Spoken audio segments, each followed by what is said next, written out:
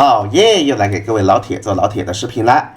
本期视频的主角是记忆爷。那么视频开始之前，还是例行声明一下，本期视频的所有录屏都来源于创作体验服，创作体验服的数据仅供参考，大家届时还是以正式服时装后的数据为准。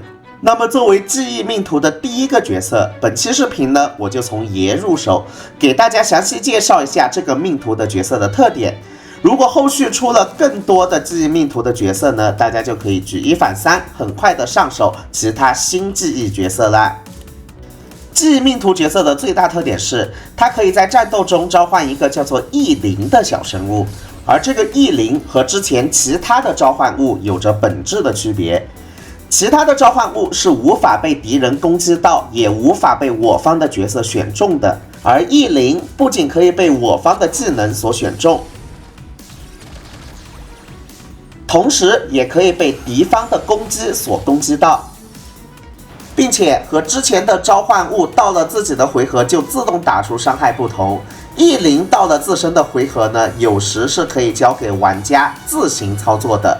结合以上这3点总结，我们可以得出结论：异灵它就不是什么召唤物，它就是我方的第5个角色。接下来有一个很关键的点，如果我们用单体辅助角色来给异灵上 buff 的话，这个 buff 是要么上给异灵，要么上给异师的，只能进行2选1。单体 buff 是无法同时上给2个角色的。但是呢，星期日除外，星期日的异技能同时把异灵和异师给拉上来。目前所有单体辅助中，只有星期日能同时拉异灵和异师啊，其他单体辅助都不行。最后，它的异灵的大部分初始属性都和它本身是相同的，只有在生命值和初始速度上是不同的。一般来说，异灵的生命值呢会比记忆主会更高一点，然后呢速度会比记忆主更低一点。这2张表格呢，大家可以参考一下。除了生命值和速度呢，其他属性都是相同的，一目了然。总结下来，记忆开拓者就是召唤师的定位。目前记忆爷的异灵名字叫做迷密。迷密是一个偏向给队友增伤的异灵，也就是说，我们可以把记忆爷定位成一个输出拐。我个人是很期待后续的记忆角色的表现的啊，或许会有更多不同定位的异灵来帮助我们战斗，比方说什么生存类的奶妈异灵，或者自身就能当输出的主 C 异灵之类的，不知道大家期待不期待呢？好的，相信现在屏幕前的你已经对新命图记忆有充分的了解了。那么记忆命图的开拓者他究竟是一个怎样的角色呢？接下来我将会为屏幕前的所有观众详细解读记忆开拓者的所有技能机制，方便你最快最好的了解这一个角色。如果屏幕前的你是游戏理解大佬，觉得看这一段浪费时间的话，可以选择跳过这一段，从本期视频的11分钟整开始看哦。记忆开拓者的技能可以拆分为2个部分，一个是他自身的技能，还有一个是他的异灵的技能。我们先来说他自身的技能，再来看他异灵的技能。开拓者的普攻是一个平平无奇的单体冰元素伤害普攻，给大家展示一下动画之后，我们就直接跳过。接下来我们来看他的异技能。使用异技能的瞬间，我们可以召唤出初始速度130的迷密。如果召唤的时候迷密还没有在场上，那么召唤迷密出来时，可以直接让它获得50%的异灵能量，就是这一个条上的东西。这个异灵能量和开拓者自身的能量是不一样，相互独立的。至于这个异灵能量有什么用，等一下我会在介绍迷密的时候详细说明，这里我们先略过不表。而如果使用异技能的时候，迷密已经在场上了，那么重复释放异技能可以获得3个效果：一，给迷密回10%的异灵能量；二，给迷密回复66%的生命值；三，给迷密解控。接下来我们来说开拓者的大招。开拓者的大招有4个效果：一，释放大招的时候也会召唤迷密；二，释放大招的时候会对对面造成一次264%的群体冰伤； 3、释放大招的时候可以让米米获得 40% 的异灵能量。4、如果米米被控住了，那么大招也可以为米米解控。至此，开拓者的3个主动技能就已经全部讲完了。那它还有2个被动天赋，我在这里也给大家展示一下。首先，在战斗开始时，开拓者自身行动会提前 30%。其次，在整场战斗中，首次召唤米米可以让米米额外获得 40% 的异灵能量。至此，开拓者的所有技能呢，就给大家全部讲完了。接下来，我给大家讲解米米的技能。首先，只要米米站在场上，就可以触发如下效果：我方全体的爆伤会提高，提高数值等于米米爆伤的 13.2%， 再加上 26.4%。这个提升在实战中大致会是多少呢？我给大家看一下。现在我给我的开拓者的暴击伤害叠到了 260.3， 然后呢，我的飞霄的爆伤现在是 171.8， 而如果我召唤米米出来的话，飞霄的爆伤就会上升到 232.5， 上升了 60% 左右。这个 260.3 的爆伤呢，差不多是一个毕业练度，也就是说，毕业练度的记忆开拓者可以给全队带来60点的爆伤增益，大家可以做一个笔记。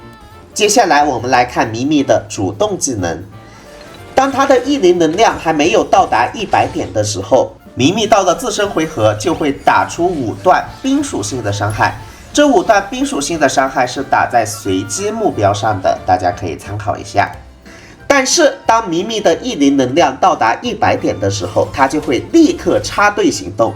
这个时候我们就可以让米米选择一个我方队友，给该队友拉条100%的同时，附加上3个回合的名字叫做米米的声源的 buff。而持有米米的声源的队友身上会环绕着一个爱心特效来进行提示。并且该队友每次造成伤害时，都会附加上等同于原伤害 30% 的真实伤害。这个真实伤害是没有上限的，就你打出来是多少伤害，就会附加上这个伤害的 30% 的真实伤害。所以说，这个真实伤害是不存在多段主 C 适用，而单段主 C 不是用这种说法的，而是所有的主 C 都能获得这 30% 的收益，甚至DOT 伤害以及超击破伤害也是能打出这 30% 的收益的。我这么说已经很好理解了吧？接下来重点来了，米米的这个异灵能量，它的回复方式是什么呢？一共有6种回复方式。1、整场战斗的时候首次召唤米米，米米会额外获得 40% 的充能。2、释放大招，米米获得 40% 的充能。3、当米米不在场时，召唤他出来，他会直接获得 50% 的充能。4、当米米已经在场上时，重复使用一技能，他会获得 10% 的充能。5、米米自身在能量还不满100点时行动，随机打对面5下，会获得5点充能。6、靠队友回，全队每回10点能量，米米也会回 1% 的异灵能量。总之，记忆开拓者在实战中的用法就是，我们可以靠这6种回能方式让米米快速回能到100点。这个时候主 C 不仅会被拉条 100%， 而且还能获得3个回合的真实伤害的收益，这就是记忆爷的用处啦。最后，记忆爷还有一个额外能力和6个星魂没有给大家看到啊。额外能力是持有米米的声源的我方目标能量上限大于100点时，每超过10点，那么通过米米的声源造成的真实伤害倍率提高 2%， 最多提高 20%。也就是说，记忆爷辅助那一种能量上限比较高的角色，提供的增伤会更多一点，比方说云离、银之、大黑塔等等。接下来我们来看星魂效果。1魂，持有米米的声源的我方目标暴击率提高 10%， 并且开拓者还有米米自身也可以吃到米米的声源提供的真实伤害的效果。2魂，除米米以外的我方异灵行动时，开拓者恢复8点能量，该效果每回合触发1次，开拓者回合开始时可以重置触发次数。二魂呢，现在暂时没有什么含金量啊，因为现在只有开拓者一个记忆角色，等后续有了更多的记忆角色呢，二魂或许才会表现出它的含金量。三魂不需要多说，四魂。使能量上限为0的我方目标主动释放技能时，米米也能获得3%的充能，并且该目标通过米米的声源造成的真实伤害额外提高6%。那么这个能量上限为0的我方目标是什么意思呢？意思就是黄泉还有飞霄那种。个人实战了一下，用它辅助黄泉和飞霄还挺不错的，等一下我会给大家放上实战录屏的。武魂不用多说六魂终结技的暴击率固定为100%，很好理解。至此，记忆开拓者的所有技能机制就全部给大家讲完了。个人感觉已经是保姆级的讲解了，希望对你有所帮助。如果有帮助的话，还不要忘记给一个免费的赞支持一下哦，非常感谢大家。接下来进入实战环节。由于大家3.0一开服呢，就可以通过肝的方式获得开拓者的6个记忆星魂，所以本期视频的实战呢，我就直接用6魂进行实战啦。那么6魂的记忆主究竟能给队友提升多少伤害呢？接下来我给大家一一类比。对比的过程中，我给它分为了3类队友。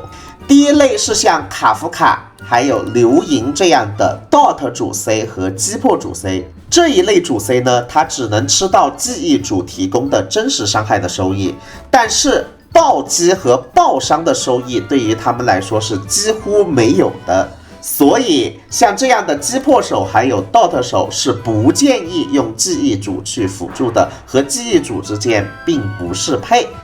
而第二类主 C 是像希尔还有景元这种，他们之间和记忆主是适配的，但是他们的能量上限比较低。你看希尔的能量上限只有120点，这就导致了这一类主 C 无法吃满记忆主的这一个额外能力，导致他们吃到的拐力呢会稍微偏小一点。不过就算这类主 C 他吃不满拐力，在记忆主巨大的拐力加持下，这完全就是小问题，完全不是事儿。在有记忆主辅助的时候，希尔的伤害整整比没有记忆主时提升了86%。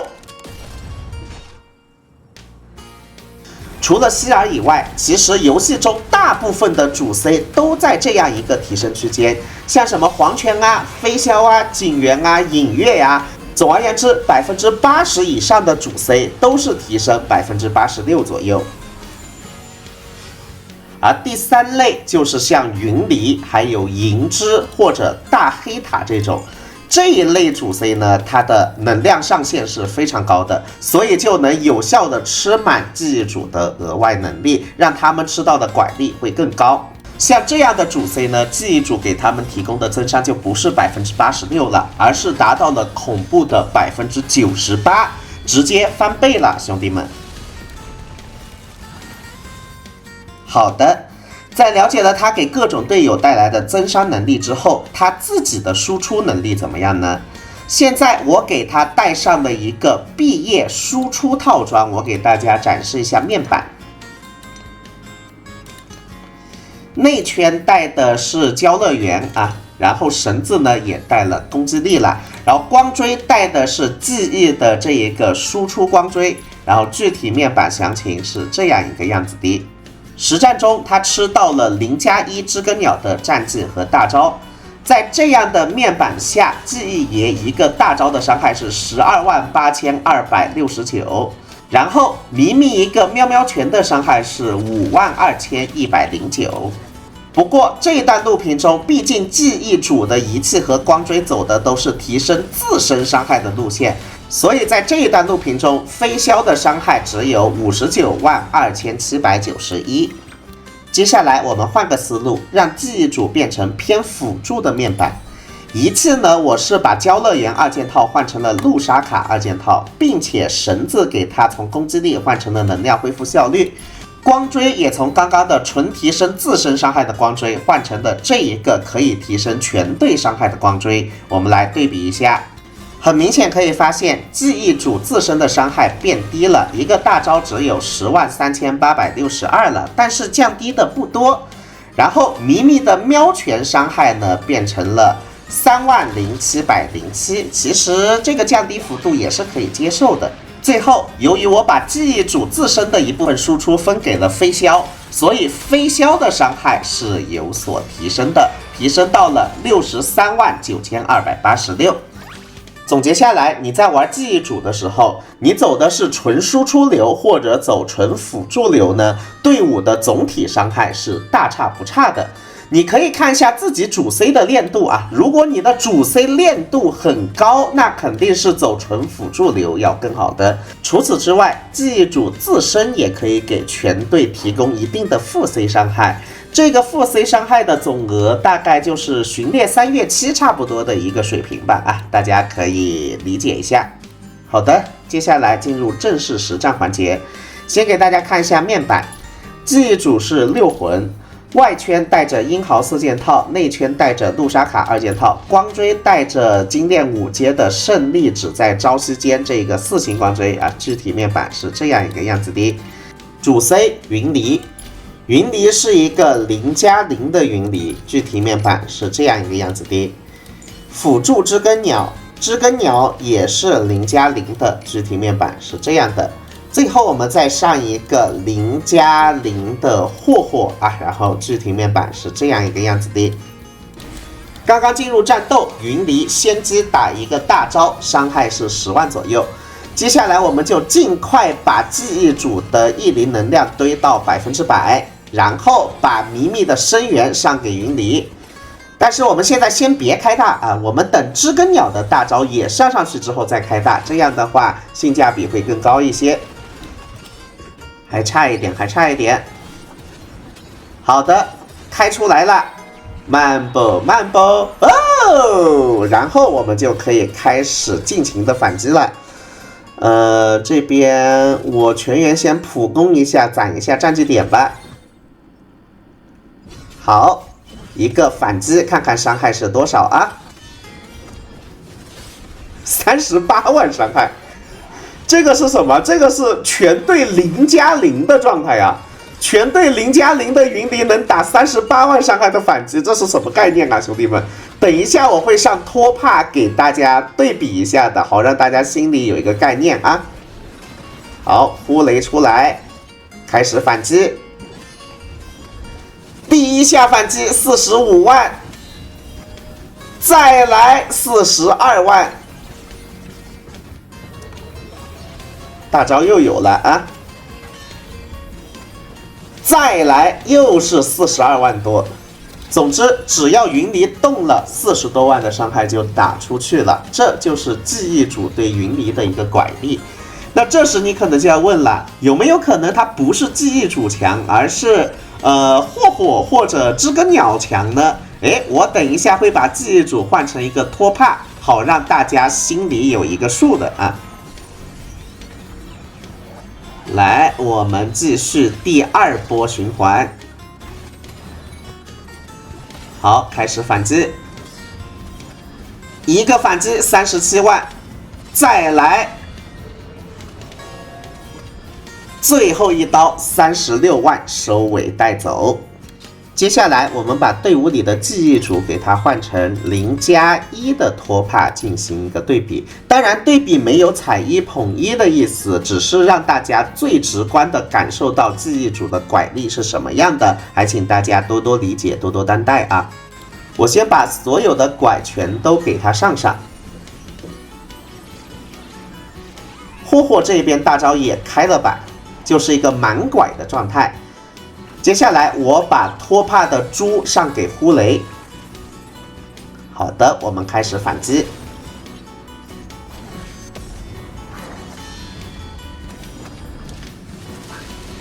之前还能打40多万的，现在30万都不到了，大家看见没有？现在大家能最直观的感受到，就记忆主对云离的拐力有多逆天了吧？来，我再来砍一刀啊！总而言之，上30万变得稍微有点困难了。还是那句老话，真的没有踩一捧一的意思。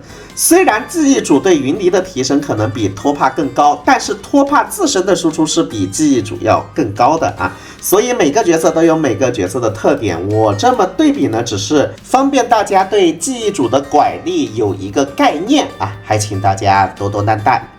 接下来给大家打一场深渊12层的灵替实战版，记忆主的面板没有变。然后呢，我这边辅助的是0+1的飞霄，具体面板是这样的，然后其他队友呢是0+1的知更鸟，以及6+1的三月期啊。三月期这边呢其实是可以换杀金的，但是带了杀金的话就只能打1替，不能打0替了，所以我这边选择带三月期给大家展示。选择的关卡是深渊12层的史瓦罗。开局我们先把米米给召唤出来啊！哇，开局就控我是吧？没有关系，我这边米米的异灵能量快到100%了，我现在就能立刻行动了。然后这边呢，米米我选择拉知更鸟，不拉飞霄，先把知更鸟拉上来，快速的把它的能量攒满，把它的大招给预备起来。这个手法呢，就像花火拉知更鸟，然后知更鸟再开大的手法是一样的，大家届时也可以学习一下。我们可以等第2轮循环的时候，再把米米的 buff 上给飞霄，也是没啥问题的。好，知更鸟开大，现在我就全队给飞霄攒大招的能量就完事了。目前飞霄身上暂时没有米米的生源啊，我们开一个大招看一下伤害是多少，31万多。这个31万多的数字呢，大家可以记一下。等一下我把米米的生源上给飞霄之后，看一下伤害能从31万多提升到多少。我现在米米的能量是84啊。飞霄再开一个大招，先把左边这个怪给带走。39万的伤害，哇，这能不能灵替啊？应该可以吧 ？Nice， 很关键，米米把飞霄给拉上来，完美灵替。虽然有点惊险啊，但是上半层的灵替还是达成了。接下来我们直接开一个大招，看一下伤害从30多万能提升到多少。直接提升到了56万，将近60万啊，就是86%的一个提升。我刚刚也给大家说过了，学一下史瓦罗的韧性条吧。三月期的话就打小怪就可以了啊。飞霄负责打史瓦罗，三月期负责把这只狼给带走。好的，一个大招打在史瓦罗身上。伤害又是接近60万，非常的舒服。记忆主开大，记忆主开完大之后，米米的能量又到达90%了。我等一下又能用米米进行拉条了啊！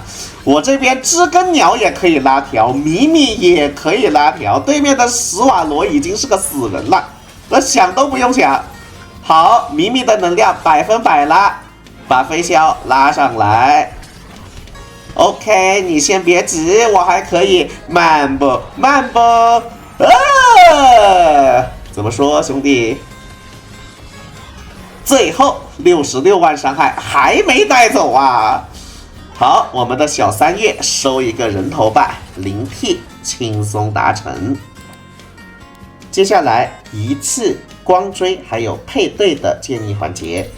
仪器的话，选择带 3.0 最新的仪器英豪4件套。这个英豪4件套呢，就是给记忆命图的角色带的。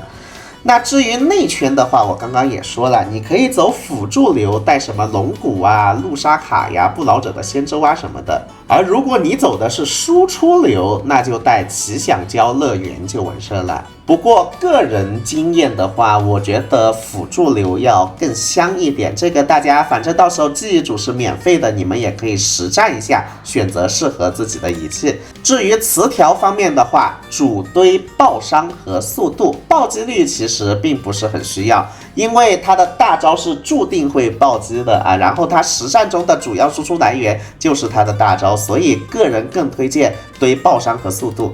衣服带暴击伤害，鞋子带速度，球带冰伤，绳子我个人建议带能量恢复速率，增加记忆组开大的速率，这样的话迷密也能更快的积攒异灵能量。